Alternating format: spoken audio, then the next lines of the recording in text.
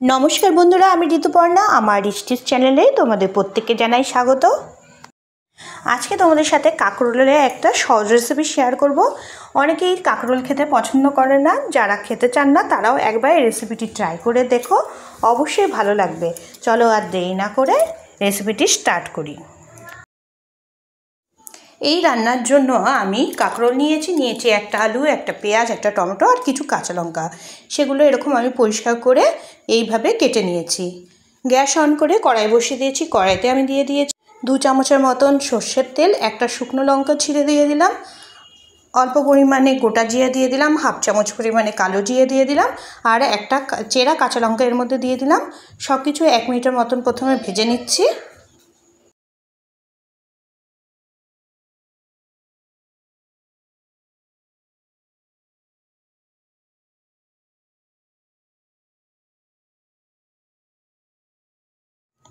এবার ওই তেলের মধ্যে আলু আর কাঁকরোলের টুকরোগুলো দিয়ে দিলাম।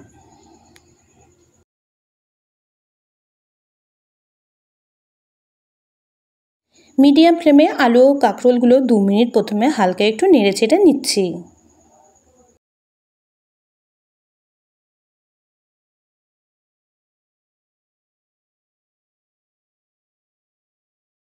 এরপর এর মধ্যে দিয়ে দিলাম স্বাদ অনুযায়ী নুন আর হলুদ গুঁড়ো।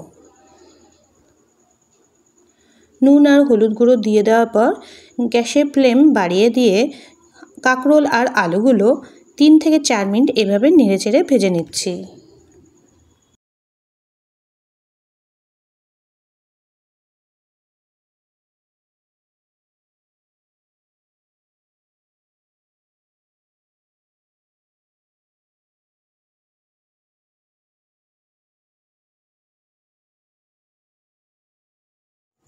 এবার আলু কাঁকরোলগুলো একটু সাইড করে নিয়ে ওই তেলের মধ্যে আমি পেঁয়াজগুলো দিয়ে দিচ্ছি।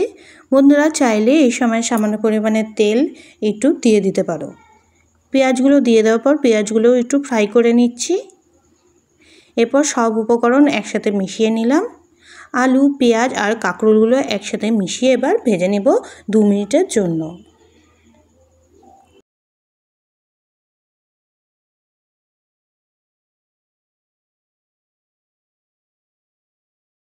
প্রথমে এর মধ্যে দিয়ে দিলাম আগে থেকে কেটে রাখা টমেটোর টুকরোগুলো। তারপর এর মধ্যে দিয়ে দিলাম হাফ চামচ পরিমাণে ধনে গুঁড়ো আর কাশ্মীর লঙ্কার গুঁড়ো হাফ চামচ পরিমাণে। গুঁড়ো মশলাগুলো দেওয়ার পর টমেটোর সাথে আলু আর কাঁকরোলগুলো ভালো মতন মিশিয়ে নিচ্ছি।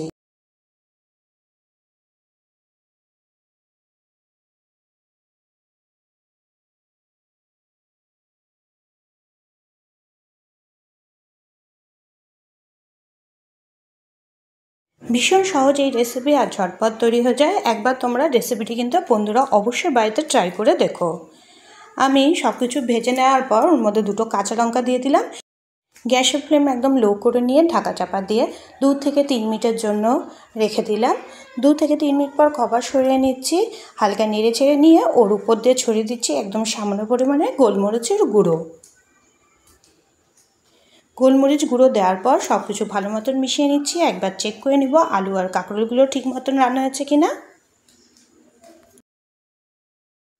সব কিছু ভালো মতনই রান্না হয়ে এসেছে।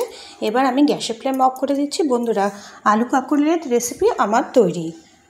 গরম গরম ডাল ভাতের সাথে কিংবা রুটি পরোটার সাথে কাঁকরোল আলুর এই রেসিপিটি একবার বন্ধুরা ট্রাই করে আমাকে কমেন্ট করে জানিও কেমন লাগলো রেসিপিটি। রেসিপিটি ভালো লেগে থাকলে অবশ্যই ফ্রেন্ডস ফ্যামিলির মাঝখানে বন্ধুরা শেয়ার করে দিও। নতুন ভিউয়ারদের রিকোয়েস্ট করব চ্যানেলটিকে সাবস্ক্রাইব করে দেওয়ার জন্য, পাশে বেল আইকনটিকে ক্লিক করে দেওয়ার জন্য। আজকের ভিডিওটি বন্ধুরা এখানে শেষ করছি। সবাই খুব ভালো থেকো। দেখা হবে আবার পরের ভিডিওতে।